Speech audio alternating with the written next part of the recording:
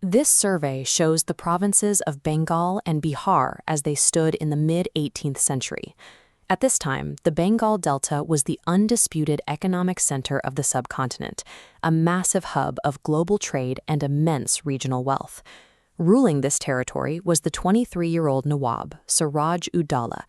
He was known for a rigid, uncompromising stance against any foreign power infringing on his sovereignty. The tension centered on Calcutta, where the British East India Company had moved beyond trading. They were rapidly fortifying the city with walls and heavy artillery, behaving more like an occupying military force than a group of merchants. Robert Clive, the company's lead strategist, faced a grim mathematical reality. As this chart shows, his small contingent of British soldiers was completely dwarfed by the Nawab's infantry, cavalry, and war elephants. To avoid a direct confrontation and certain annihilation, Clive sought to bypass the army entirely and strike the center of the Nawab's command. Clive realized that victory wouldn't come from a standard military campaign. To take Bengal, he would have to trigger a total collapse of the Nawab's government from the inside. Clive found his opening in the Nawab's own military commander, Mir Jafar. In a clandestine deal, Clive offered to install Mir Jafar as the new Nawab. In exchange, Jafar agreed to ensure the Bengal army failed at the most critical moment of the coming battle. Inside the palace walls, Siraj-ud-Dowlah began to sense the walls closing in. He could feel the growing presence of a conspiracy, even as the specific traitors remained hidden among his advisors. The suspicion turned into certainty when secret military documents and strategic plans began vanishing from the royal treasury.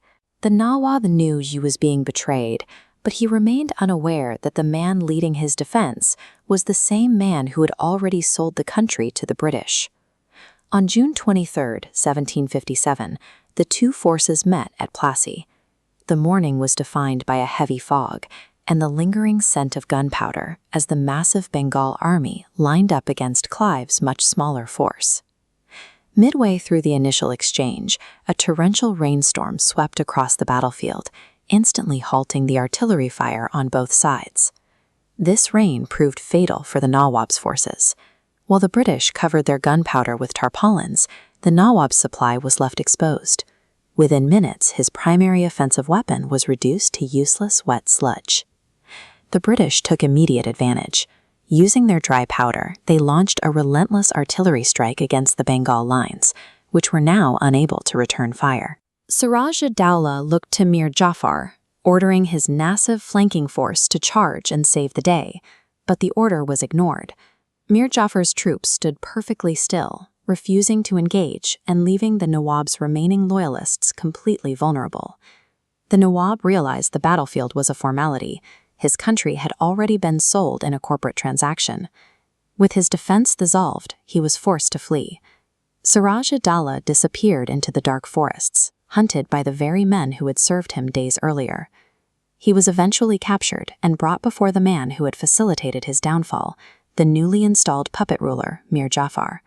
Facing his betrayer, the Nawab gave a final warning that in seizing the throne through such means, Jafar had lost everything that actually gave it value. The Nawab was executed in a solitary cell, a moment that marked the permanent end of an independent Bengal. Following the victory, the East India Company functioned as the undisputed governing power of Bengal. This data illustrates the immediate result of company rule. They implemented a system of aggressive economic extraction, using heavy taxes and looting to drain the wealth of what had been India's most prosperous region. The events at Plassey reveal a harsh historical truth. Lasting subjugation often relies less on the invader's strength and more on the betrayal of those within.